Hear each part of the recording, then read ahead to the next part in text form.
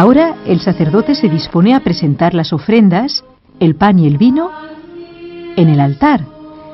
El pan y el vino, fruto de la tierra y el trabajo de los hombres, se convertirán, después de la consagración, en el cuerpo y en la sangre del Señor.